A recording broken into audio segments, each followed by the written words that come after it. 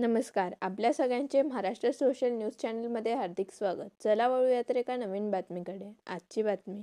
धुळे जिल्ह्यात आज अवकाळी पावसाने जोरदार हजेरी लावली. शिरपूर तालुक्यातील थाळनेर, अजनाड, सावेर, बभळास, तरडी, होळनांथे आणि भाटपुरा परिसरात वादळी वाऱ्यासह जोरदार पाऊस व गारपीट झाली. तर शिंदखेडा तालुक्यातील नरडाणा परिसरातही जवळपास अर्धा तास अवकाळी पावसाने झोडपले. या पावसामुळे गहू, मका, ज्वारी, बाजरी, हरभरा व कांदा पिकांचे मोठ्या प्रमाणात नुकसान होण्याची भीती आहे. नुकसानग्रस्त भागात पंचनामे करण्याचे आदेश प्रशासनाने दिले आहेत.